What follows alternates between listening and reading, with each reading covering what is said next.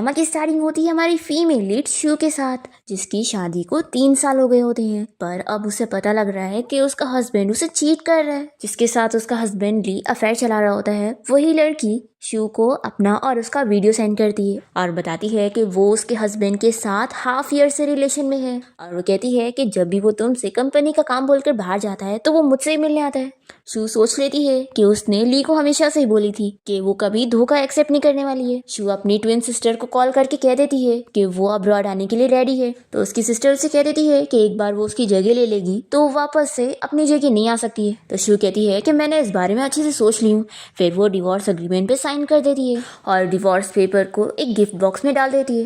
तभी उसका हस्बैंड ली घर पहुंच जाता है और उसके लिए रोज लेकर आया होता है और बताता है कि वो क्लाइंट से मिलने गया था, इसलिए उसे लेट हो गया। शू उसके हाथ में परफ्यूम का बैग देखकर याद करने लगती है कि एक बार वो उसे यही परफ्यूम गिफ्ट कर रहा था, पर उसने उसे बताई थी कि उसे इससे एलर्जी है। ली शू को किस करते हुए मना रहा होता है कि तुम गुस्सा मत हो, सॉरी मैं लेट हो गया, अगली बार से ऐसा नहीं होगा। तो चलो अब हम सेलिब्रेट करते हैं, आज हमारी 3rd ईयर एनिवर्सरी है। वो उसके लिए ड्रिंक निकाल के देता है और पूछता है कि वैसे आज तुमने मेरी फेवरेट डिशेस क्यों नहीं बनाई। तो वो कहती है कि मुझे याद नहीं था। ली कहता है कि कोई बात नहीं, तुम हर रोज मेरे लिए कुकिंग करती हो, यही मेरे लिए काफी है। तभी शू ली के नेक पर लिपस्टिक का निशान देख लेती है और ये देखकर उसे बहुत गुस्सा आती है। फिर वो उसे गिफ्ट देने लगती है और कहती है कि ये मेरी तरफ से तुम्हारे लिए 3rd एनिवर्सरी गिफ्ट है, लेकिन तुम इसे अभी नहीं खोलोगे, तुम इसे 1 हफ्ते बाद खोलना। तो ली मान जाता है और फिर वो शू का हाथ पकड़ के उसे कहने लगता है कि सॉरी मुझे आज आने में लेट हो गई, वो कंपनी में क्लाइंट अचानक से आ गया था तो मुझे मीटिंग के लिए जाना पड़ा। शू से अपना हाथ छुड़ा लेती है पर ये फिर उसके पास चला जाता है और उसे कहने लगता है कि मैं तुमसे प्रॉमिस करता हूँ कि तुम्हारे नेक्स्ट बर्थडे पर मैं तुम्हें स्नो दिखाने लेके चलूंगा। शू पूछती है कि क्या तुम सच में चाहते हो कि मैं एक दिन खड़ी हो जाऊँ। तो ये कहता है कि ऑफ कोर्स मैं चाहता हूँ, तुम फिक्र मत करो, मैं अपनी पूरी कोशिश करने वाला हूँ कि तुम जल्द से जल्द ठीक हो जाओ। शू सोचती है कि अगर 3 साल पहले मुझे इस बारे में पता होता कि ली मुझे फ्यूचर में धोखा देने वाला है तो भी क्या मैं उसकी जान बचाने के लिए चूज करती। वो याद करती है कि कैसे एक बार उन दोनों का एक्सीडेंट होने वाला था, पर शू ने ली को बचाने के लिए जल्दी से उसे दूर कर दी थी और फिर उस एक्सीडेंट की वजह से उसके पैर में काफी चोट लग गई थी और वो डिसेबल हो गई। ली कहता है कि तुमने अगर मेरी जान ना बचाई होती तो तुम्हारे पैर में कभी ऐसी चोट ना आती, इसलिए तुम फिक्र मत करो, मैं प्रॉमिस करता हूँ कि मुझे अपनी पूरी प्रॉपर्टी भी गंवानी पड़ गई ना तो भी मैं तुम्हारे पैर को ठीक करवाने के लिए सब कर सकता हूँ। शू को तो उसके नेक पर की लिपस्टिक ही दिख रही होती है और वो उसे कहती है कि क्या तुम थके नहीं। तो कहता है कि बिल्कुल नहीं, मैं नहीं थका, तुम मेरी वाइफ हो तो तुम्हारा ख्याल रखना मेरी जिम्मेदारी है।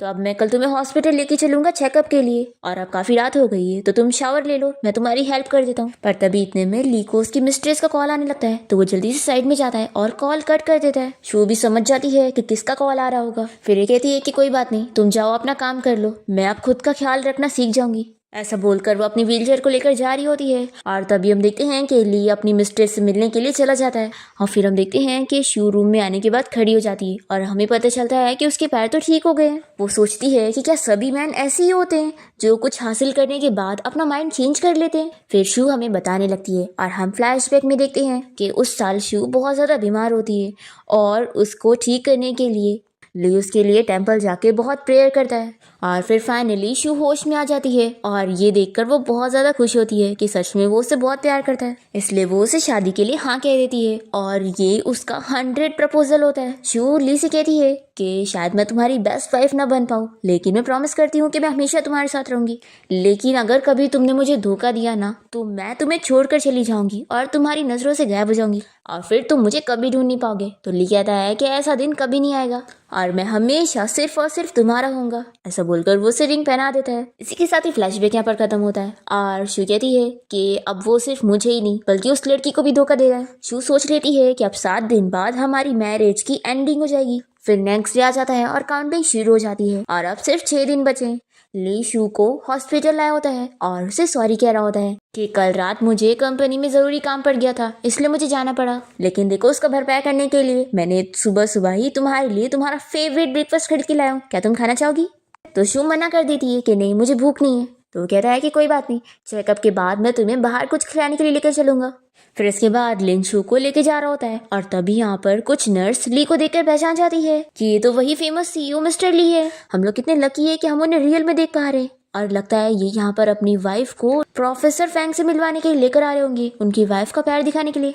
न्यूज में हमने सुना था कि वो अपनी वाइफ का ट्रीटमेंट करवा रहे हैं। सच में उनकी वाइफ कितनी ज्यादा लकी है कि उन्हें मिस्टर ली जैसा हस्बैंड मिला है। ये सब बोलकर ये लोग शू के लिए बहुत ही इन्वियस हो रहे होते हैं, पर शू की तो लाइफ क्या ही चल रही है उन लोगों को क्या ही पता। अब तभी यहाँ पर शू को फिर से ली की मिस्ट्रेस का मैसेज आता है और वो इसे कहती है कि कल रात पता है ली ने मुझसे क्या कहा कि उसे सबसे ज्यादा मेरे पैर पसंद है, लेकिन देखो ना तुम तो कोई काम की नहीं हो, तुम एक वेस्ट हो। और मुझे पता है कि ली अभी तुम्हें हॉस्पिटल लेकर गया है, सोचो अगर मैं भी वहां पर आ जाऊँ तो तुम्हें क्या लगता है वो तुम्हारे साथ रहेगा या फिर मेरे साथ। और फिर शू देखती है कि ली यहाँ पर अपनी मिस्ट्रेस से ही मैसेज पर बात करके बड़ा खुश हो रहा है। फिर वो यहाँ पर शू से कहता है कि तुम्हें प्यास लगी होगी ना, मैं तुम्हारे लिए पानी लेकर आता हूँ। इस बहाने से वो चला जाता है। शू से रोक भी नहीं पाती है और फिर वो काफी देर तक यहाँ पर उसका वेट करती रह जाती है। और फिर जब वो हॉस्पिटल से बाहर निकलती है तो स्नो को गिरता हुआ देखकर खुश हो जाती है और याद करने लगती है कि ली ने उससे कहा था कि वो उसके बर्थडे पर उससे स्नो दिखाने के लिए लेकर चलेगा। अब तभी हॉस्पिटल में कुछ लोग न्यूज में देखते हैं कि यहाँ पर कोई फेमस एक्ट्रेस हॉस्पिटल के बाहर आई हुई है। वो लोग जल्दी से उसे देखने के लिए जाते हैं और हम देखते हैं कि कोई और नहीं ली की मिस्ट्रेस होती है और इसका नाम जो है। सभी रिपोर्टर्स यहाँ पर उसे सवाल करने आ जाते हैं और पूछते हैं कि मिस जो, किसी ने आपके घर के अंदर किसी मैन को जाते और निकलते हुए देखा है, तो क्या वो बंदा आपका बॉयफ्रेंड है? सभी लोग जानना चाह रहे होते हैं कि आखिर वो पर्सन है कौन। तभी यहाँ पर शू देख लेती है कि उसकी कार में ली बैठा हुआ है। जो कहती है कि अब आप लोग को मेरे बॉयफ्रेंड के बारे में पता लग गया है तो मैं आप लोगों से छुपाऊंगी नहीं, वो यहाँ पर अभी मेरे साथ ही आया हुआ है और मेरी कार में बैठा है, लेकिन मैं अभी आपको उससे नहीं मिलवा सकती हूँ क्योंकि उसकी आइडेंटिटी थोड़ी स्पेशल है, तो अभी हम अपने रिलेशन को पब्लिक नहीं कर रहे हैं। लेकिन मैं आप लोग को बताना चाहती हूँ कि मैंने उसे कहा था कि मुझे स्नो देखना है, तो उसने मेरी विश पूरी करने के लिए स्नोफॉल करवा दिया और मैंने बस उसे इतना बोली कि मैं यहाँ पर उससे मिलना चाहती हूँ, तो वो अपना सारा काम छोड़कर मुझसे मिलने भी आ गया। सच में वो मुझसे बहुत प्यार करता है। तो सभी लोग बातें करने लगते हैं कि आर्टिफिशियल स्नो करवाना कितनी बड़ी बात होती है। सच में ये तो ट्रू लव है। एक बंदा कहता है कि सच में ब्यूटीफुल लड़कियां तो सभी को ही पसंद आती है। तो उसकी गर्लफ्रेंड कहती है कि लेकिन तुमने मिस्टर ली के बारे में नहीं सुना, वो अपनी डिसेबल वाइफ से बहुत प्यार करते हैं, लगता है वो भी बहुत ज्यादा ब्यूटीफुल होगी, तभी तो वो इतने सालों से उसका ख्याल रख रहे हैं। शू इन लोग की सारी बातें सुनकर बहुत ही अपसेट हो रही होती है और फिर जो यहाँ पर शू को देखते हुए हॉस्पिटल के अंदर जा रही होती है और तभी यहाँ पर शू की तबीयत बहुत ज्यादा खराब होने लगती है और वो बेहोश हो रही होती है और तभी इतने में ली उसे देख लेता है और उसकी बहुत फिक्र करने लगता है। फिर इसके बाद हम देखते हैं कि जैसे ही शू को होश आता है तो ली उसे देखकर खुश जाता है और कहता है कि फाइनली तुम्हें होश आ गया। सॉरी, कंपनी में कुछ अर्जेंट काम पड़ गया था इसलिए मुझे जाना पड़ गया और मैंने सोचा नहीं था कि मुझे इतना लेट लग जाएगा। ली पूछता है कि डॉक्टर ने कहा कि तुम्हें अटैक आया था, तो क्या तुमने बेहोश होने से पहले कुछ देखी थी ऐसा? शू याद करने लगती है कि उसने तो उसे ही कार में बैठे हुए देख ली थी। फिर वो इसे कहती है कि नहीं, मैंने कुछ नहीं देखी। ली कहता है कि अब से मैं तुम्हें कभी अकेला छोड़कर नहीं जाऊंगा। और वैसे ये बताओ, तुम प्रोफेसर फैंग को देखने गई थी ना, तो उन्होंने तुम्हारी कंडीशन के बारे में क्या बताया? शू कहती है कि वही पुरानी चीज़ कि मैं ठीक नहीं हो सकती हूँ। तो ली कहता है कि तुम फिक्र मत करो, मेडिकल केयर अब बहुत एडवांस हो चुका है, तो कोई और तरीका मिल ही जाएगा और देखना एक दिन तुम्हारे पैर ठीक हो जाएंगे। फिर वो कुछ कह ही नहीं रही होती है तो ली पूछता है कि शू तुम क्या सोच रही हो? तो ये बताती है कि मैं जो के बारे में सोच रही थी। ये सुनकर ही वो जल्दी से साइड में चला जाता है और पूछता है कि आखिर तुम किसी भी पर्सन के बारे में क्यों सोच रही हो? तो ये बताती है कि वो एक्ट्रेस जो अभी हॉस्पिटल के बाहर आई हुई थी, तो तुम तो उसके बॉस हो, क्या तुम जानते हो कि वो किसके साथ आई थी? तो ये कहता है कि मेरी कंपनी के लिए तो इतनी सारी आर्टिस्ट काम करती है, तो मुझे थोड़ी ना सबके बारे में पता रहेगा। शू कहने लगती है कि आज का स्नो मुझे बहुत ज़्यादा अच्छा लगा और उस जो के बॉयफ्रेंड की वजह से ही मैं इतना अच्छा नज़ारा देख पाई। सच में वो बंदा जो से बहुत प्यार करता है, तो मैं सोच रही थी कि क्या इतना प्यार करने वाला बंदा कभी बदल सकता है और उसे छोड़कर जा सकता है? तो ली तुरंत ही कहता है कि ऐसा कभी नहीं होगा, मेरा मतलब था कि मैं कह रहा हूँ कि दूसरे का तो मुझे नहीं पता, लेकिन मैं कभी तुम्हारे लिए चेंज नहीं होने वाला हूँ, मेरे दिल में सिर्फ और सिर्फ तुम ही हो। शू सोचती है कि हाँ, दिल में तो मैं ही हूँ, लेकिन तुम्हारी बॉडी कई लोगों के लिए है ना। फिर ली से कहता है कि तुम फिक्र मत करो, मैं तुम्हारे लिए इससे भी कई गुना बड़ा स्नोफॉल करवाऊंगा। तो शू कहती है कि इसकी ज़रूरत नहीं है क्योंकि मुझे फेक चीज़ें पसंद नहीं, तुम तो जानते हो ना कि मुझे बिल्कुल पसंद नहीं है कि कोई मुझसे झूठ बोले। ये सुनते के साथ ही वो डर जाता है और गलती से पानी गिरा देता है और फिर वो सॉरी कहता है कि गलती से हो गया। शू कहती है कि कोई बात नहीं और अब मुझे घर जाना है। तो वो कहता है कि ठीक है और फिर जल्दी से उसकी व्हील चेयर लेकर आता है और कहता है कि कल मैं तुम्हें सनराइज दिखाने के लिए लेकर चलूंगा, तो मुझसे बोला करती थी ना कि तुम्हें माउंट पर जाके सनराइज देखना है। तो शू खुश हो जाती है और कहती है कि तुम्हें ये तक याद है? तो ली कहता है कि मुझे तुम्हारी हर बात याद रहती है।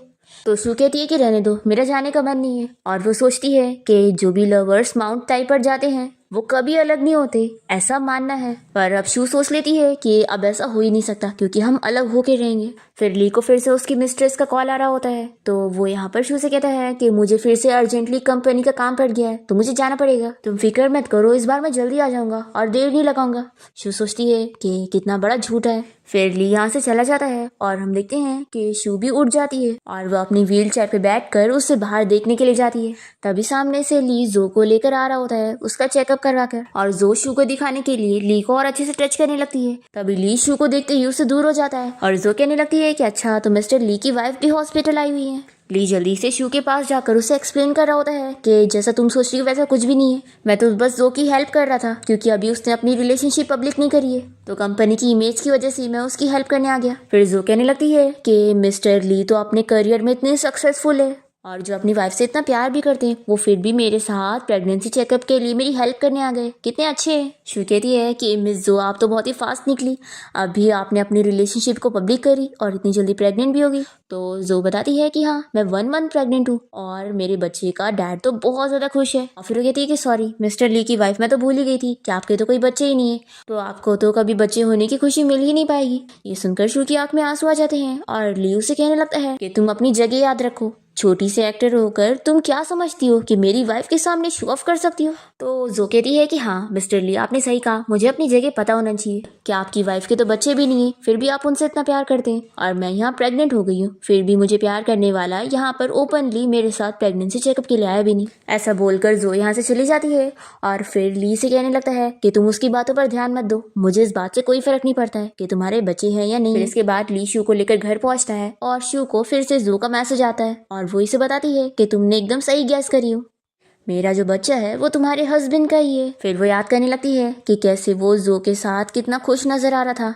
फिर वो और याद करने लगती है और हमें फ्लैशबैक में दिखाते हैं कि शू की हेल्थ की वजह से डॉक्टर ने मना करी थी कि शू अगर प्रेग्नेंट होगी तो बच्चे की जान को रिस्क आएगा और उसकी भी। तो उसने ली से इस बारे में पूछी थी कि अभी भी तुम्हारे पास चांस है, अगर तुम्हें रिग्रेट हो रहा है तो मुझे छोड़ दो। तो ली कहता है कि मुझे सिर्फ तुम चाहिए हो, अगर मुझे जिंदगी भर भी बच्चे नहीं मिलेंगे तो कोई बात नहीं। तो शू बहुत ज्यादा खुश जाती है। इसी के साथ फ्लैशबैक यहाँ पर खत्म होता है और ली शू से पूछता है कि तुम क्या देख रही हो, तो वो कहती है कि कुछ नहीं, बस स्पैम मैसेजेस है। अब यहाँ पर ली को फिर से जो का मैसेज आता है तो वो शू से बताता है कि मुझे कंपनी का काम करने के लिए जाना पड़ेगा। ऐसा बोलकर वो जा ही रहा होता है तो शू उसका हाथ पकड़ के रोकती है और कहती है कि क्या तुम आज नहीं जा सकते हो, और मन में सोचती है कि वो इसे एक लास्ट चांस दे रही है, अगर वो रुक जाएगा तो ये उसे माफ कर देगी। पर तभी ली कह देता है कि नहीं, जरूरी काम है, मुझे जाना पड़ेगा। ऐसा बोलकर वो चला जाता है और फिर यहाँ पर जो फिर से शू को मैसेज करके बताती है कि लगता है तुम्हारे हस्बैंड को बच्चे सच में बहुत ज्यादा पसंद है, मैंने बस उससे इतना बोली कि मेरा पेट दुख रहा है तो वो तुरंत ही मुझे देखने के लिए आ रहा है। शू को बहुत ही बुरा लगता है और वो सोचती है कि प्रॉमिस इस दुनिया की सबसे वर्थलेस चीज़ है जो कभी कोई नहीं निभाता। वो अपने आप से कहती है कि अब मैं ली से कभी प्यार नहीं करूंगी और वो अपनी वेडिंग रिंग निकाल देती है और ऑक्शन हाउस में कॉल करके रिंग बेचने की बात करती है।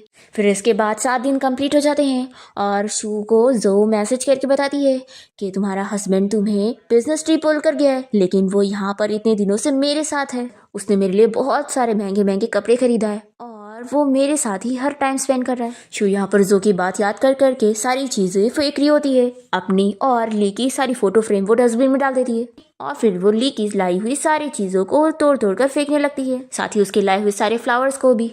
फिर वो अपना लगेज लेकर घर से निकलने वाली होती है। तभी उसे जो मैसेज करके कहने लगती है कि तुम्हें बिल्कुल भी शर्म नहीं है, तुम बहुत ही शेमलेस हो चुकी हो, ली तुमसे बिल्कुल भी प्यार नहीं करता है और वो बार बार तुम्हें छोड़कर चला जाता है, ना तुम उसे बच्चे दे सकती हो और तुम बस एक वेस्ट हो, तो आखिर उसकी वाइफ की पोजीशन से हट क्यों नहीं जाती। शू यहाँ जाने से पहले ली को कॉल करती है जो कि यहाँ पर अपनी मिस्ट्रेस के साथ होता है। वो उसका कॉल उठाकर पूछता है कि क्या हुआ है, तो वो पूछती है कि तुम घर कब वापस आ रहे हो। तो ली कहता है कि अभी क्लाइंट के साथ मेरी काफी सारी मीटिंग है तो मैं इतनी जल्दी नहीं आ सकता हूँ, कुछ दिन लग जाएंगे और तुम फिक्र मत करो, मैंने तुम्हारा ख्याल रखने के लिए एक मेड का अरेंजमेंट कर दिया हूँ। शू कहती है कि ठीक है तुम बिजी रहो, लेकिन मैं तुम्हें बता दूं कि मैंने तुम्हें जो गिफ्ट दी थी उसका अब 1 हफ्ता पूरा हो गया है, तो वापस आने के बाद उसे खोल कर देख लेना। और फिर ये बोलकर वो उसका कॉल कट कर देती है और ली को तो कुछ फर्क ही नहीं पड़ता, वो अपनी उस मिस्ट्रेस के साथ रोमांस कर रहा होता है। शू सोच रही होती है कि अब मैं तुम दोनों को बहुत बड़ा गिफ्ट देने वाली हूँ, तुम दोनों की रेपुटेशन खराब करके। फिर वो मेड यहाँ पर पहुंच जाती है पर शू से कोई बात नहीं करती और यहाँ से जाने लगती है।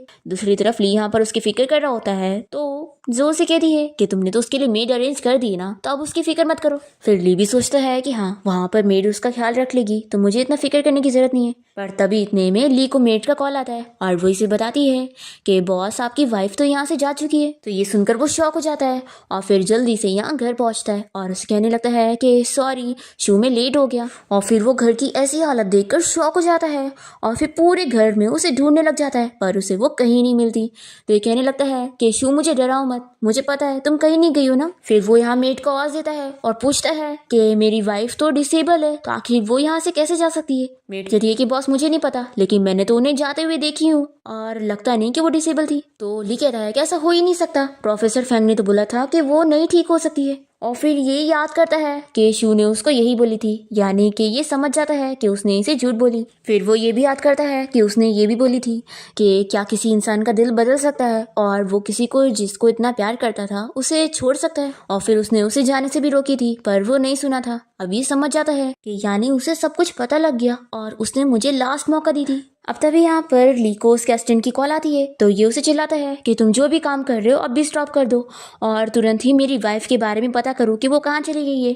तो असिस्टेंट कहता है कि बॉस, मैं आपको आपकी वाइफ के बारे में ही बता रहा था कि आपकी वाइफ ने वेडिंग रिंग को ऑक्शन में बेच दी है। ये सुनकर ली और भी ज्यादा शॉक हो जाता है और फिर वो तुरंत ही यहाँ पे रखा हुआ गिफ्ट बॉक्स खोल के देखता है कि उसके अंदर डिवोर्स पेपर है। ये उसे खोल कर देखता है तो इसे बुरा लगता है कि वो साइन भी कर चुकी है, उसे सच में मैं नहीं चाहिए हूँ। फिर ये तुरंत ही असिस्टेंट से कहता है कि मेरी वाइफ को ढूंढ के लाओ, चाहे जो हो जाए। तभी मेड से पूछ लगती है कि बॉस, क्या आप खाना खाएंगे? तो ये चिल्ला कर कहता है कि मेरी वाइफ यहाँ चली गई है और तुम्हें खाने की पड़ी है, मैंने तुम्हें यहाँ पर अपनी वाइफ का ख्याल रखने के लिए हायर किया था, मेरे लिए नहीं। और वो इसे यहाँ से जाने के लिए बोल रहा होता है तो मेड सोचती है कि इतना गुस्से वाला बंदा है, अच्छा है इसकी वाइफ इसे छोड़कर चली गई। फिर यहाँ पर ली पागल होने लगता है कि वो एनिवर्सरी वाले दिन ही उसे ये डिवोर्स पेपर देना चाहती थी। फिर ये याद करने लगता है कि जब उसने उसे वेडिंग रिंग दिया था तो उसे बहुत ही पसंद आई थी। ये सोचता है कि हम दोनों तो एक दूसरे से इतना प्यार करते हैं, वो मुझसे डिवोर्स नहीं ले सकती है। फिर ये वापस से शू को ढूंढने लग जाता है और तभी इसे यहाँ पर शू का मोबाइल फोन मिलता है और फिर ये देखता है कि उसकी मिस्ट्रेस ने ही इसे कई सारे मैसेज करके उसके बारे में बताई थी। ये शॉक होता है कि आखिर ये सब क्या है। वो सारे मैसेजेस पढ़ने लगता है कि इसकी मिस्ट्रेस जो ने शूर को काफी टाइम पहले से ही मैसेज करना शुरू कर दी थी और उसकी और अपनी फोटोज देते हुए उसे बता रही थी कि कैसे उसका हस्बैंड उसके साथ रहता है। ये सारे मैसेजेस पढ़कर याद कर रहा होता है कि जब जब वो शू को कंपनी बोलकर जा रहा था तब शू को पता था कि वो जो के पास गया हुआ है, क्योंकि वो उसे मैसेज करके बता दिया करती थी। अब यहाँ पर ये रोने लग जाता है और कहता है कि ऐसा बिल्कुल भी नहीं है, मैं तो उसके साथ सिर्फ तुम्हारी वजह से था। फिर ये सोचता है कि उस जो को मैं छोड़ूंगा नहीं, सब उसकी वजह से हुआ है। फिर ये तुरंत ही जो से मिलने के लिए उसके घर जाता है जहाँ पर वो लाइव स्ट्रीम कर रही होती है। यहाँ पर पहुंचते ही वो इसे मारने लग जाता है और कहता है कि तुम्हारी हिम्मत कैसे हुई शू को वैसे मैसेजेस सेंड करने की, मैंने बोला था ना कि तुम अपनी आइडेंटिटी हमेशा याद रखना। तब ये जल्दी से लाइव स्ट्रीमिंग बंद करती है और उसे कहती है कि मैंने ये सब इसलिए करी क्योंकि मैं तुमसे बहुत प्यार करती हूँ, देखो तुम इसके लिए मुझे माफ़ कर दो। तो वो कहता है कि क्या तुम्हें माफ़ करने से मेरी शू वापस आ जाएगी? तो ये सुनकर ये खुश जाती है और कहती है कि क्या वो चली गई, यानी अब उसे सब पता लग गया ना, फिर तो हम लोग ओपनली साथ हो सकते हैं। देखो मुझे कुछ भी नहीं चाहिए, मैं बस तुम्हारी वाइफ बनना चाहती हूँ, तो प्लीज मान जाओ। तो ली से चिल्लाकर कहता है कि तुमने जो हरकत की हो इसका नतीजा तो तुम्हें पता ही होगा कि मैं तुम्हारे साथ क्या करूंगा। ऐसा बोलकर वो इसे नीचे पुश कर देता है। वो इसे कहने लगती है कि देखो मुझे माफ कर दो, मुझसे गलती हो गई, देखो बच्चे के बारे में सोच कर ही मुझे माफ कर दो। तो ये कहता है कि शू जब मुझे छोड़कर चली गई है तो तुम्हें क्या लगता है कि ये बच्चा मेरे लिए इम्पोर्टेंट होगा? तो जो पूछती है कि तुम्हारा मतलब क्या है? तो ली उसे बताता है कि मैं बस तुम्हें टूल की तरह यूज कर रहा था ताकि मैं शू को एक बच्चा दे सकूं। तो जो कहती है कि यानी तुम अब तक जो मेरे साथ कर रहे थे वो तुम मुझसे प्यार नहीं करते हो? ली कहता है कि तुम जैसी लड़की के साथ मैं कभी प्यार कर ही नहीं सकता, तुमने सोची भी कैसे? जो ये सुनकर बहुत गुस्सा हो जाती है और कहती है कि तुम्हें पता है तुम्हारी वाइफ तुम्हें क्यों छोड़ कर गई है? क्योंकि वो तुम्हें डिस्गस्टिंग समझती है। तुम्हें पता भी है जब तुम यहाँ मेरे साथ होते थे तो वो तुम्हारे बारे में क्या सोचती थी? ली सुनकर जो पर और गुस्सा निकाल रहा होता है। फिर ली घर आने के बाद ड्रिंक करते हुए रोने लगता है और शू को याद कर रहा होता है और फिर ये सोच लगता है कि काश मैं एनिवर्सरी वाले दिन ऐसे लेट घर न आया होता और हॉस्पिटल में उसे अकेला ना छोड़कर गया होता तो आज ये सब नहीं होता और वो मुझे छोड़कर ना गई होती। और फिर ये रो रो कर अपने आप को समझाने लगता है कि वो सच में मुझे छोड़कर चली गई। फिर शू इसी इमेजिनेशन में दिखने भी लग जाती है। जब ये उसे टच करने जाता है तो वो गायब हो जाती है और ये नीचे गिर जाता है। फिर हम यहाँ शू को देखते हैं जो कि अब्रॉड जाकर अपनी ट्विन सिस्टर की फ्यूनरल कंप्लीट करती है। और वो सोचती है कि अब मैं अपनी और अपनी सिस्टर दोनों का ही ड्रीम पूरा करूंगी और मॉम को प्राउड फील करवाऊंगी। तभी यहाँ पर शू की फ्रेंड रहना चाहती है, तो शू से कहती है कि अब मैं मर चुकी हूँ, तो अब तुम मुझे मेरी सिस्टर के नाम से बुलाओ। तभी इसकी फ्रेंड रहने से कहती है कि मैं तुम्हें ये दिखाने के लिए आई थी। फिर वो उसे न्यूज़ दिखाती है जिसमें जो सभी रिपोर्टर के सामने शू से माफ़ी मांग रही होती है कि मैंने मिस्टर ली की मैरिज खराब करी हूँ और मिस्टर ली की वाइफ को धोखा दी हूँ, तो मैं उनसे माफ़ी मांगना चाहती हूँ। शू ये न्यूज़ देखने के बाद सोचती है कि उसने अपना सारा ब्लेम इसके ऊपर डाल दिया। इसका मतलब है कि तुम्हें सच में अभी तक अपनी गलती का एहसास नहीं हुआ है। रैन कहने लगती है कि पता है कल वो एक्ट्रेस जो लाइव स्ट्रीमिंग कर रही थी और तभी बीच में तुम्हारा हस्बैंड वहां पर आकर उसे मारने लग गया, मेरा मतलब है कि एक्स हस्बैंड। और फिर सभी पब्लिक डिस्कस करने लगे थे कि वो एक मिस्ट्रेस है। और फिर इतने में उन दोनों की अफेयर की वीडियो आ गई और सभी को पता लग गया कि तुम्हारा हस्बैंड और जो मिलकर तुम्हें चीट कर रहे थे। सोचो कितना अच्छा हुआ है ना, पता नहीं ये वीडियो किसने लीक किया होगा। तो शू बताती है कि वो मैं ही हूँ। तो ये सुनकर इसकी फ्रेंड खुश होती है और कहती है कि तुमने उससे डिवोर्स लेकर बहुत ही अच्छा काम करी हो। जब से तुम्हारी उसके साथ शादी हो गई थी तो तुम हमारे साथ बिल्कुल भी टच में नहीं थी, तो हम लोग सोच रहे थे कि शायद तुम खुश होंगी, पर हमने तो सोचा भी नहीं था कि वो तुम्हें इस तरीके से चीट करेगा। तो तुमने अभी उसके साथ बहुत सही करी हो, तुमने उस मिस्ट्रेस से बदला भी ले ली और अब तुम्हें इतनी सारी प्रॉपर्टी मिल चुकी है, तो अब तुम उस चीटर के बिना ही अपनी लाइफ अच्छे से जी सकती हो। फिर इसके बाद हम देखते हैं कि ली कार से अपनी कंपनी के बाहर पहुंचता है जहां पर रिपोर्टर्स उसे सवाल करने के लिए खड़े होते हैं। तभी उसका असिस्टेंट उसे बाहर जाने से रोकता है और कहता है कि बॉस, सभी को पता लग गया है कि वो वीडियो रियल थी, तो अगर आप ऐसे जाएंगे तो ये आपके लिए अच्छा नहीं होगा। तो ली नहीं मानता है और कहता है कि क्या पता शू भी ये न्यूज़ देख रही होगी। फिर वो जैसे ही बाहर निकलता है तो सभी रिपोर्टर उससे सवाल करने के लिए खड़े हो जाते हैं और पब्लिक उसके बारे में बुराई कर रही होती है कि वो कितना खराब मैन है जो अपनी वाइफ को चीट कर रहा था और उसके पीठ पीछे अफेयर चला रहा था, इसीलिए वो उसे छोड़कर चली गई क्योंकि अब वो उसे लाइक नहीं करती है। ये लोग कहते हैं कि वो ये डिजर्व करता है कि उसकी वाइफ उसे छोड़कर चली गई क्योंकि वो उसके लायक का था ही नहीं। अब यहाँ पे रिपोर्टर उसे पूछने लगते हैं कि क्या वो अपनी वाइफ को ढूंढने वाला है और वो कैसे ढूंढेगा। रिपोर्टर्स पूछते हैं कि आपकी वाइफ डिसेबल थी, तो क्या इस वजह से आप उन्हें लाइक नहीं करते थे और आपने इस वजह से उन्हें चीट किया।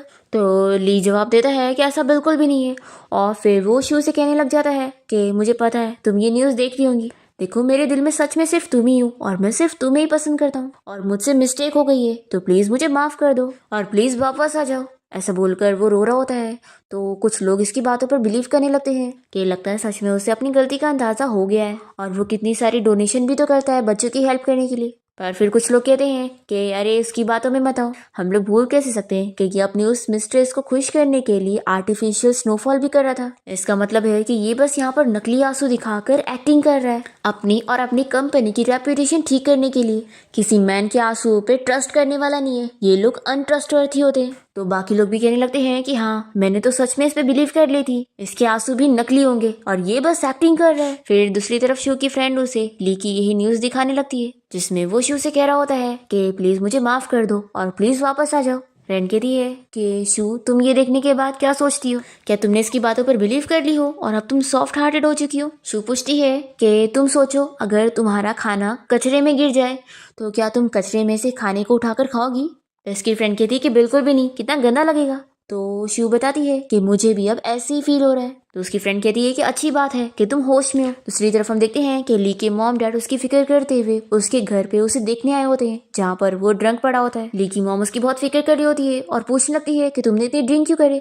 तो वो उठ जाता है और चिल्लाने लगता है कि आखिर आप लोग यहाँ पर क्या कर रहे हैं। तो ली के डैड उसे चिल्लाते हैं कि आखिर तुम अपनी मॉम से किस तरीके से बात कर रहे हो, तुम्हें अपनी हालत देखियो, आखिर कौन सी कंपनी का प्रेसिडेंट ऐसे हाल में रहता है। ली कहता है कि मेरी शू मुझे छोड़कर चली गई तो आखिर मेरा प्रेसिडेंट बन के क्या ही फायदा है। तो उसके डैड उसे स्लैप लगाते। तो ली की मॉम चिल्लाती है कि आखिर तुम मेरे बेटे को क्यों मार रहे हो, अगर किसी की गलती है तो सब उस शू की है जो मेरे बेटे को बिना कुछ बोले ही चली गई। मेरा बेटा ही अनलकी था जो उस जैसी लड़की से शादी किया था जिसने आज तक उसे कोई बच्चे नहीं दी। ली के डैड उसे चिल्लाते हैं कि अब वो शू नहीं आ रही है तो अच्छी बात है ना, तुम अपने लिए एक बच्चा करने का सोचो। तो ली अपने सर पे बॉटल मारकर चिल्लाने लगता है कि आपको सिर्फ बच्चा चाहिए, आप ही ने ही शू पे प्रेशर डाला था कि वो बच्चा करे जबकि आप जानते थे कि उसकी हेल्थ कंडीशन सही नहीं है। ली की मॉम कहती है कि हम तो बस तुम्हारे अच्छे के लिए कर रहे थे और देखो अब तो वो तुम्हें छोड़कर चली गई है तो उसे भूल जाओ। ली अपने डैड से चिल्लाकर कहता है कि अगर आपने शू को बच्चे के लिए फोर्स ना किया होता ना तो मैं आज कोई दूसरी लड़की ढूंढता ही नहीं। डैड आपकी वजह से मेरा घर बर्बाद हुआ है, अब तो आप खुश हो गए होंगे ना।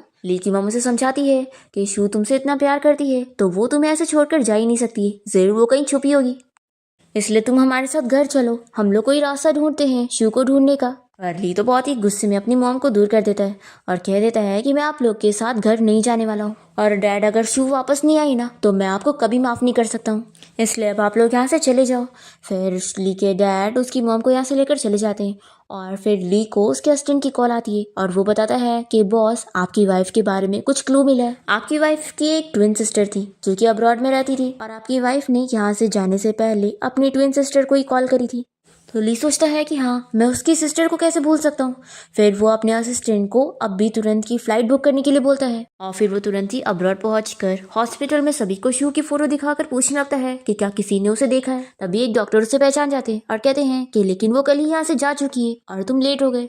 ली का असिस्टेंट आ जाता है और उसे बताता है कि बॉस, एक और क्लू मिला है। अभी किसी ने इंटरनेट पर एक ब्यूटीफुल स्टूडियो की फोटो अपलोड किया है और आपकी वाइफ वहाँ पे नजर आई है। फिर ली अपने असिस्टेंट के साथ तुरंत ही उस स्टूडियो जाने के लिए निकलता है और यहाँ पर डॉक्टर इसकी सारी बातें सुन लेता है और वो शू को कॉल करके इस बारे में बता देता है कि कोई बंदा यहाँ पर उसकी फोटो दिखाकर उसे ढूंढने आया था और उसे पता लग गया है कि वो स्टूडियो में है। शू डॉक्टर को थैंक यू कहती है और फिर वो यहाँ से जाने का सोच लेती है। फिर हम देखते हैं कि ली जब यहाँ पर पहुँचता है तो वो शू को आवाज़ देते हुए हर जगह ढूंढने लग जाता है, पर वो इसे नहीं मिलती। तभी यहाँ पर एक आदमी उसे बताता है कि वो अभी यहाँ से जा चुकी है और उसने बताई कि वो अपना ड्रीम पूरा करने गई है, तो अब वो वापस यहाँ पर कभी नहीं आएगी। फिर यहाँ पर असिस्टेंट ली से इस बारे में पूछने लगता है कि बॉस, क्या आपको इस बारे में पता है कि आपकी वाइफ का ड्रीम क्या था। तो ली सोचने लगता है और हमें फ्लैशबैक में दिखाते हैं ली यहाँ पर पहली बार शू को अपने घर लाया होता है और उसे बताता है कि अब से ये हमारा नया घर होगा, तो क्या तुम्हें पसंद आया। शू कहती है कि आया, लेकिन क्या तुम्हें रिग्रेट तो नहीं होगा, क्योंकि अब तो मैं डिसेबल हो चुकी हूँ और चलना तो दूर की बात है, अब तो मैं पेंट ब्रश भी यूज़ नहीं कर सकती। ली कहता है कि मैं जानता हूँ कि ये तुम्हारा ड्रीम है कि तुम दुनिया की ब्यूटीफुल सीनरी की पेंटिंग बनाना चाहती हो, लेकिन क्या तुम्हें पता है मेरी दुनिया की ब्यूटीफुल सीनरी तुम हो और मुझे तुमसे लव एट फर्स्ट साइट हुआ था, तो तुमसे बेहतर पिक्चर मेरे लिए कोई भी नहीं है। वो उसे कहता है कि थैंक यू मेरी लाइफ में आने के लिए, और मैं तुमसे प्रॉमिस करता हूँ कि मैं पूरी ज़िंदगी भर तुम्हारा ख्याल रखूंगा और तुमसे प्यार करूंगा, तुम मुझ पे ट्रस्ट करो। तो वो उसे हाँ कहती है। फ्लैशबैक यहाँ पर ख़त्म होता है और ली सोचता है कि मैंने तुम्हारा ट्रस्ट तोड़ दिया और तुमसे किया हुआ प्रॉमिस भी तोड़ दिया। तभी हम देखते हैं कि शू यहीं पर ही अपनी फ्रेंड के साथ ली को देख रही होती है, तो उसकी फ्रेंड रैन उससे पूछती है कि क्या तुम उससे मिलना नहीं चाहोगी। तो ये कहती है कि अब मैंने उससे डिवोर्स लेने का सोच ली हूँ, तो मिलकर कोई फ़ायदा नहीं है, और फिर वो अपनी फ्रेंड के साथ यहाँ से जाने लग जाती है। तभी इतने में ली उसे देख लेता है और उसे पूरा फील होता है कि जैसे वो शू थी वो पीछे जाने को करता है, तो यहाँ पर असिस्टेंट उसे रोकता है और कहता है कि बॉस, आपको वापस कंपनी चलने की ज़रूरत है, आपकी पर्सनल चीज़ों की वजह से कंपनी के स्टॉक प्राइस गिरते जा रहा है और अभी कंपनी में हमें आपकी ज़रूरत है। ली कहता है कि छोड़ो मुझे, मैं बस उससे एक ही स्टेप दूर हूँ। तो असिस्टेंट उसे रोकता है और चिल्लाकर समझाता है कि बॉस, आप जो हरकत कर रहे हैं ना, इससे आप अपना सब कुछ खो देंगे, फिर आखिर आप अपनी वाइफ को कैसे ढूंढेंगे। तो ली मान जाता है यहाँ से वापस जाने के लिए। फिर ऐसे ही 3 महीने बीत जाते हैं और ली यहाँ पर बहुत ही खुश होने लगता है कि शू अब्रॉड से वापस आ रही है अपने एग्जीबिशन के लिए, और फिर वो ड्रेस खरीदता है अपने लिए और अपने असिस्टेंट से पूछता है कि शू मुझे जब इसमें देखेगी तो मैं उससे मैं पसंद आऊंगा ना। तभी हम देखते हैं कि जो यहाँ पर क्लीनर की जॉब कर रही होती है और वो इसे देखकर अपना मुंह छुपा रही होती है। असिस्टेंट ली को सजेस्ट करता है कि बॉस, आपको आपकी वाइफ के लिए फ्लावर भी ले लेना चाहिए, क्या आपको पता है उन्हें कौन से फ्लावर पसंद है। तो ली कहता है कि ऑफकोर्स मुझे याद है कि उसे रोज़ पसंद है। फिर ली के यहाँ से जाती ही जो सोच लगती है कि उस शू को मैं छोड़ूंगी नहीं, उसकी वजह से मेरा सब खराब हो गया। फिर यहाँ पर ली एग्जीबिशन में पहुँचता है और वो पुरानी चीज़ें याद करने लगता है कि कैसे उसने और शू ने मिलकर डिसाइड किए थे कि वो लोग एक बहुत बड़ा सा एग्जीबिशन रखेंगे और शू अपना ड्रीम पूरा करेगी। ली सोचता है कि शू ने अपना ड्रीम तो पूरा कर ली, पर इस ड्रीम में मैं हुई नहीं। हम देखते हैं कि शू यहाँ पर सभी को अपनी पेंटिंग्स के बारे में बता रही होती है। तभी इतने में ली का असिस्टेंट उसे फ्लावर दे देता है और कहता है कि अब वो जाकर अपनी वाइफ से मिले। फिर जैसे ये शू के पास पहुंचता है तो वो तो इसे देखती ही शॉक रह जाती है और ये पूछता है कि क्या मैं तुम्हें याद हूँ। वो उसे कॉन्ग्रेचुलेशन करने लगता है उसका एग्जीबिशन का ड्रीम पूरा करने के लिए, और फिर उसे कहता है कि ये लो तुम्हारे फेवरेट फ्लावर्स। तो शू कहती है कि किसने कहा कि मुझे रोज़ पसंद है, और वैसे भी तुम हो कौन, क्या तुम्हारे पास यहाँ का इन्विटेशन लेटर है जो तुम यहाँ पर आए हो, अगर इनविटेशन ना हो तो यहाँ से चले जाओ। फिर वो सिक्योरिटी गार्ड को आवाज़ देने लगती है तो ये कहता है कि प्लीज़ मुझे यहाँ से मत भगाओ, मुझे अपनी गलती का एहसास हो गया है, मैं तुमसे माफ़ी मांगना चाहता हूँ, मुझे तुम्हें धोखा नहीं देना चाहिए था और किसी और वुमेन के साथ बच्चा नहीं करना चाहिए था, लेकिन अब वो बच्चा नहीं रहा है, इसलिए क्या तुम मुझे प्लीज़ एक और चांस दे सकती हो। शू कहती है कि मुझे बिल्कुल समझ नहीं आ रहा कि तुम ये क्या कह रहे हो, और वो यहाँ से जाने लगती है। तो ये इसका हाथ पकड़ के रोकता है और कहता है कि प्लीज़ मेरे साथ इतना कोल्ड मत बिहेव करो। तुम चाहे मुझे मार लो या मुझे डांट लो, लेकिन प्लीज़ मेरे साथ एक स्ट्रेंजर की तरह बिहेव मत करो। तो शू से चिल्लाती है कि तुम मेरा हाथ छोड़ो। तो ली उसका हाथ छोड़ देता है और फिर उसे बताने लगता है कि अब मैंने जो के साथ ब्रेकअप कर लिया हूँ और मेरा अब उसके साथ कोई रिलेशन नहीं है। तो वो कहती है कि मिस्टर, लगता है तुम्हें गलतफहमी हो गई है, तुम जो सोच रहे हो मैं वो नहीं हूँ। तो कहता है कि मुझे गलतफहमी नहीं हुई है और मैंने सही पहचाना हूँ, और मैं जानता हूँ कि तुम अब्रॉड अपनी सिस्टर से मिलने गई थी और तुमने बस अपनी सिस्टर की जगह रिप्लेस कर ली हो, क्योंकि तुम मुझसे बस छुपना चाहती हो और कुछ भी नहीं। शू कहती है कि तुम गलत कह रहे हो, मैं तुम्हें जानती ही नहीं हूँ, इसलिए अगर तुम मुझे यहाँ पर परेशान करोगे तो मुझे पुलिस को कॉल करना पड़ेगा। ली कहता है कि मुझसे कोई गलती नहीं हुई है, आखिर मैं अपनी खुद की वाइफ को कैसे नहीं पहचानूंगा। अब तभी यहाँ पर कुछ लोग ली को देखकर पहचानने लगते हैं कि ये तो वही मिस्टर ली है ना, जो कि अपनी वाइफ से बड़ा प्यार करने का एक्टिंग करता था और उसे चीट किया था। ये तो अपनी वाइफ को ढूंढ रहा था ना, लेकिन लगता है ये अभी भी नहीं बदला और फिर से किसी और के पीछे पड़ गया। पता नहीं इसे एक से नहीं बल्कि कितनों से प्यार हो जाता है। तो ली कहता है कि तुम लोग कुछ भी बकवास मत करो, मैं सिर्फ अपनी वाइफ से प्यार करता हूँ। तो ये लोग पूछते हैं कि फिर आखिर ये लेडी कौन है। तो ये बताता है कि यही मेरी वाइफ है, और फिर शू से कह देता है कि हमारा डिवोर्स हुआ नहीं है क्योंकि मैंने उस कॉन्ट्रैक्ट पर साइन नहीं किया था, इसलिए वो माने नहीं जाएंगे, इसलिए तुम अभी भी मेरी वाइफ हो, तो अब तुम मेरे साथ घर चलो। ऐसा बोलकर वो उसका हाथ पकड़ के लेके जाने को करता है। तभी इतने में यहाँ पर शू का कोई फ्रेंड आ जाता है जो कि उसे कहता है कि किसने कहा कि ये तुम्हारी वाइफ है। ऐसा बोलकर ये शू का हाथ पकड़ रहा होता है तो ली चिल्लाने लगता है कि तुमने आखिर उसका हाथ क्यों पकड़ा हुआ है। तभी शू इसे चिल्लाती है कि ली अब तुम बस करोगे। तो वो खुश हो जाता है कि अब तुमने मुझे पहचान ली। तो ये कहती है कि तुम बहुत ही फेमस हो, तुम्हारे बारे में मैंने कितनी रूमर सुनी हो कि तुमने अपनी वाइफ को चीट करे हो, तुम जैसे बंदे के बारे में तो सब कोई जानता है। ली से फिर से माफी मांगता है और कहता है कि लेकिन क्या तुम इसका हाथ छोड़ सकती हो, मैं नहीं चाहता हूँ कि हम दोनों के बीच के मैटर में कोई आउटसाइडर इंटरफेयर करे। तो ये बंदा कहता है कि किसने कहा कि मैं एक आउटसाइडर हूँ, तुम्हारी खुद की वाइफ भाग गई है तो क्या तुम दूसरे की वाइफ को अपनी वाइफ कहोगे।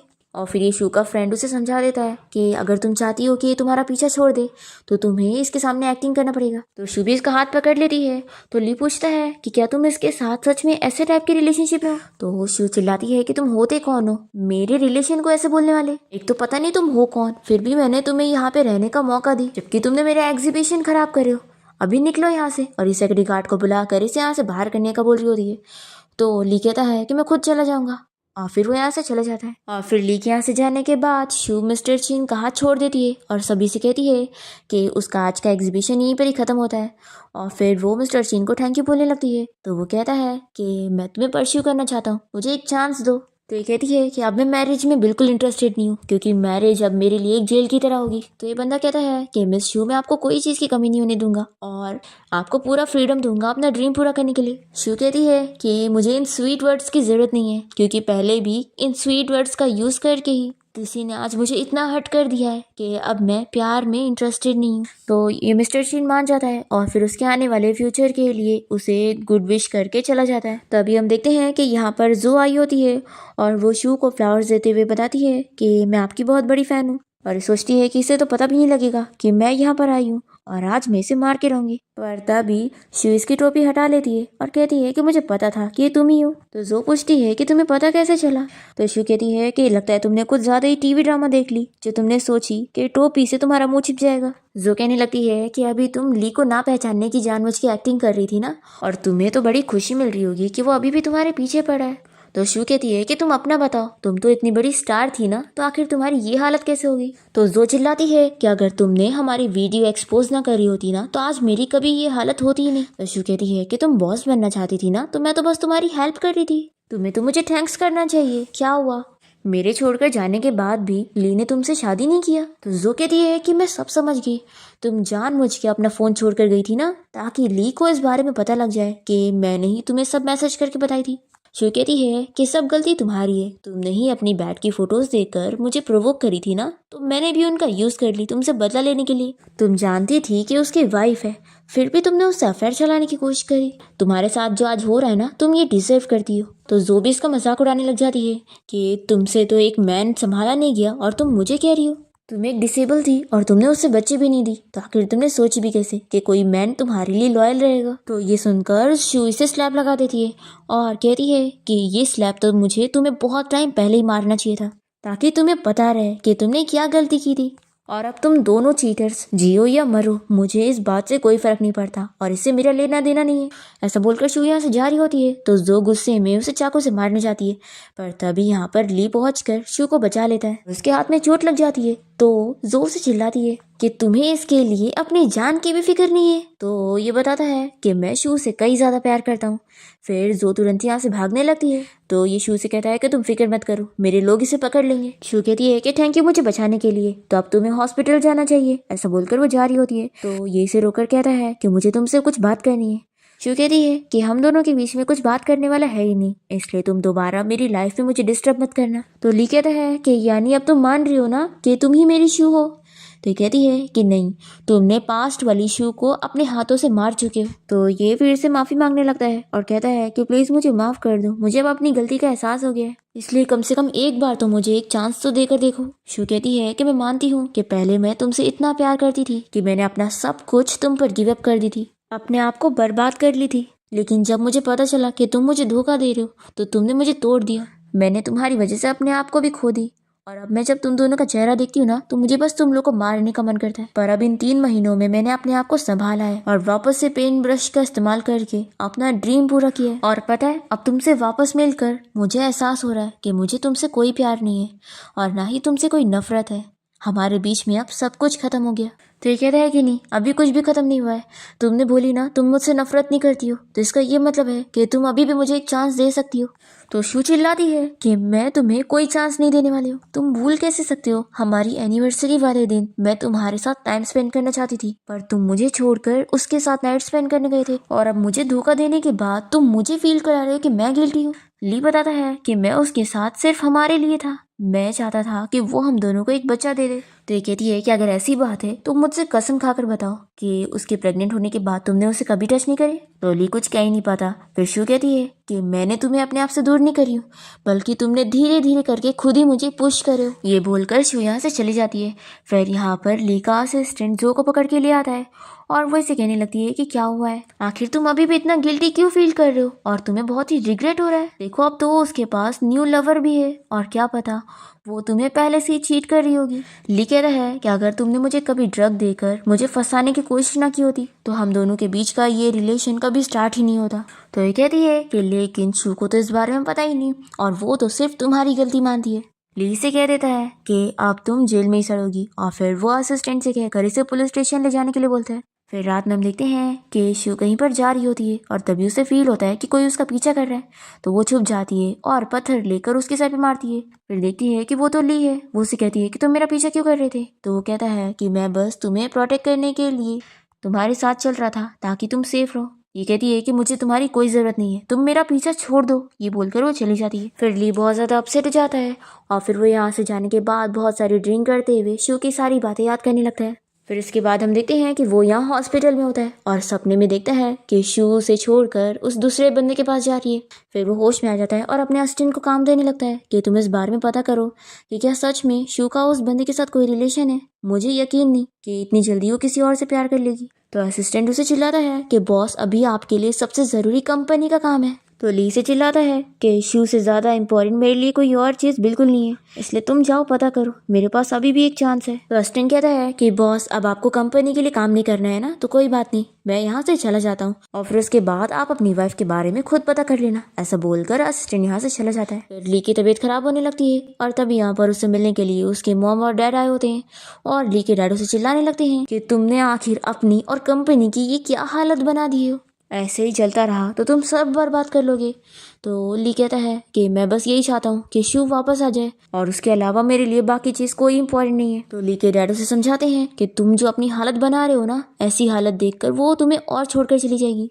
तो ये सुनने के बाद तो ली बहुत ज़्यादा रोने लग जाता है। तो उसकी मॉम यहाँ पर उसके डैड को समझाने जाती है कि हमारे बेटे की ये हालत हो गई है और तुम उसे ऐसे डांट रहे हो। फिर यहाँ पर ली की मॉम शू का नंबर पता कर लेती है और उसे कॉल करती है।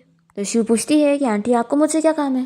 तो ये कहती है कि तुम इतनी जल्दी टोन भी बदल चुकी हो। तो शू कहती है कि अब मेरा आपके बेटे के साथ कोई रिलेशन नहीं है, तो अब आप मेरे लिए आंटी के अलावा कुछ नहीं है। लेकिन मॉम कहती है कि मैं तुम्हें अपने बेटे से शादी करने के लिए वापस नहीं बोल रही हूँ, बस मैं चाहती हूँ कि तुम एक बार उससे बात कर लो, उसकी तबीयत बहुत ज़्यादा खराब हो गई है।